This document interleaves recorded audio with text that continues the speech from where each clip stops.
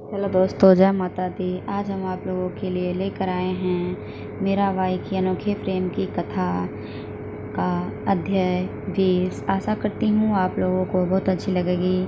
अगर अच्छी लगे तो लाइक शेयर ज़रूर करें, सब्सक्राइब ज़रूर करें, बेल आइकन ज़रूर दबाएं, जिससे आपको अगली कथाएं सबसे पहले आपके पास आ जाएंगे। तो चलिए शुरू करते हैं। दादाजी के जाने के बाद मीरा बहुत गंभीर हो गई। उसके सबसे बड़े सहायक और अवलंब उसके बबोसा के न रहने से उसे अकेलापन खलने लगा। यह तो प्रभु की कृपा और दादाजी की भक्ति का प्रताप था कि पुष्कर आने वाले संत मृता आकर दर्शन देते। इस प्रकार मीरा को अनायास सत्संग प्राप्त होता, पर धीरे धीरे रानीवास में इसका भी विरोध होने लगा। लड़की बड़ी हो गई है, अतः इस प्रकार देर तक साधुओं के बीच में बैठे रहना और भजन गाना अच्छा नहीं है। सभी साधु तो अच्छे नहीं होते। पहले की बात और थी, तब अन्नदाता हुकुम साथ रहते थे और मीरा भी छोटी ही थी। अब वह 14 वर्ष की हो गई है। आखिर कब तक कुंवारी रखेंगे। एक दिन माँ ने फिर श्याम कुंज आकर मीरा को समझाया, बेटी अब तुम बड़ी हो गई हो, इस प्रकार साधुओं के साथ देर तक मत बैठाकर। उन बाबाओं के पास ऐसा क्या है जो किसी संत के आने की बात सुनते ही तू दौड़ जाती है। यह रात रात भर रोना और भजन गाना क्या इसलिए भगवान ने तुम्हें ऐसे रूप गुण दिए हैं। ऐसी बात मत करो बाबू। भगवान को भूलना और सत्संग छोड़ना दोनों ही अब मेरे बस की बात नहीं है रही। जिस बात के लिए आपको गर्व होना चाहिए उसी के लिए आप मन छोटा कर रही है। मीरा ने तान पूरा उठाया।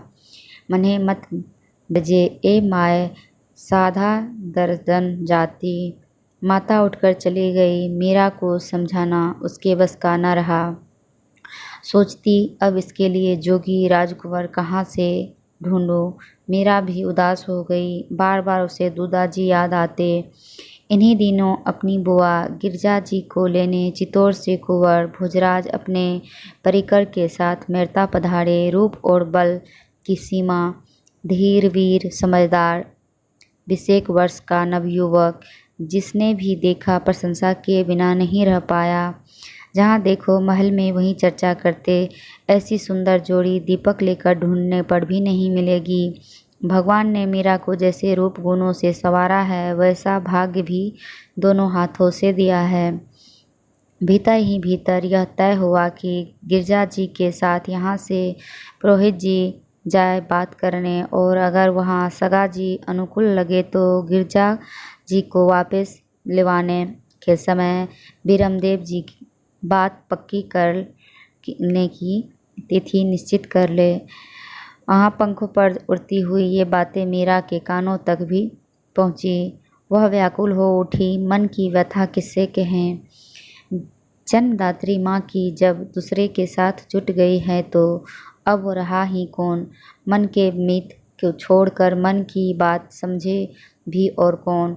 पर वह कर भी क्या समझ सकते थे। भारी हृदय और रुंधा कंठ से उसने मंदिर में प्रवेश किया।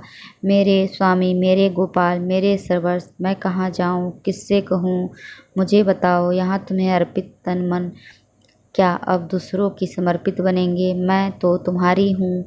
या तो मुझे संभाल लो अथवा आज्ञा दो मैं स्वयं को बिखेर दूँ, पर अनहोनी न होने दो मेरे प्रियतम। झरते नेत्रों से मीरा अपने प्राणधार को उसकी करुणा का स्मरण दिला कर मनाने लगी। मारी सुध लीजियो दीनानाथ, जल डूबत गजराज उबारियो, जल में पकड़ियो हाथ। जिन प्रहलाद पिता दुख दीनो, नरसिंह भया यदुनाथ। नरसिंहता से मारियो राखी वारी बात, मीरा के प्रभु गिरधर नागर भव में पकड़ो हाथ। मारी सुध लीजियो दीनानाथ। क्रमश इतना ही। ध्यान से सुनने के लिए धन्यवाद।